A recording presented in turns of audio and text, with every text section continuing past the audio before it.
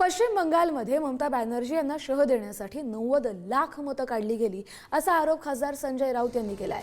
पश्चिम बंगालसह इतर राज्यांमध्ये SIR प्रक्रिया राबवली गेली आणि त्याच पार्श्वभूमीवर त्यांचा हा आरोप।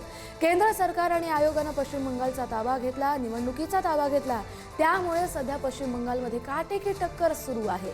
भाजपचं मोठं स्थान तिथे नाहीये, पण सध्या भाजप स्पर्धेत आहे। निवडणूक आयोग हा भाजपचा मित्रपक्ष असल्याचंही संजय राऊत यांनी टीकास्त्र डागलंय। ममता बॅनर्जी यांना शह देण्यासाठी निवडणूक आयोग आणि भारतीय जनता पक्ष मोदी शहा यांनी जवळजवळ 90 लाख मतं मतदार यादीतून काढली।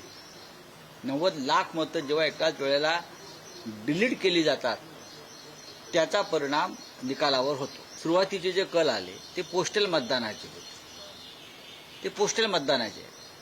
आता हळूहळू मतदान मोजायला सुरुवात झालेली आहे आणि त्याच्यामुळे अजून आपल्याला भरपूर वेळ आहे नक्की निकाल काय लागतात ते पाहण्यासाठी। पण नक्कीच पश्चिम बंगालमध्ये यावेळेला भारतीय जनता पक्ष स्पर्धेमध्ये आहे, पण टक्कर देतो। ममता बॅनर्जी ट्विट केलं होतं, रात्री 20 जणांना स्ट्रॉंग रूमच्या बाहेर पहारा द्या। हे काही करू शकतात। निवडणूक आयोग हा भारतीय जनता पक्षाचा मित्रपक्ष आहे आणि मित्रपक्ष चुनाव आयोग मी निवडणूक आयोग असेल तर काही करू शकतात। बोगस मतदार जे आहेत त्यांचा सुद्धा मोठा परिणाम या ठिकाणी झाला। कोट्यावधीमध्ये बोगस मतदार, डबल मतदान आणि या बोगस मतांच्या भरोश्यावर ममता दिदी त्या 3-3 टर्म त्या ठिकाणी निवडून देत होत्या।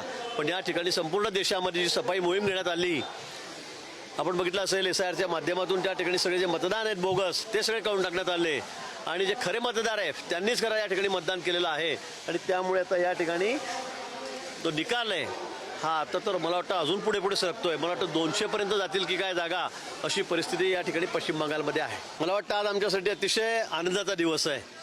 पश्चिम बंगाल जे आहे त्यातून म्हणजे हुकुमशाही संपलेली असं आपण म्हणू। म्हणजे हुकुमशाहीचा आधी लोकांनी फार मुर्दाच पाडलेला आहे आणि ममता दिदींची परिस्थिती अशी झाली की ते 100च्या आत राहतील मला असं वाटतं। आता सगळी हुकुमशाही, दडपशाही त्याच्या विरोधात लोकांनी आवाज उठवलेला आहे आणि भाजप जवळपास 180च्या जवळपास किंवा त्यापेक्षा जास्त मला वाटतं असा निकाल आपण दाखवतात आणि मला वाटतं सर्व बंगालची जी सगळी जनता आहे मतदार आहे त्यांची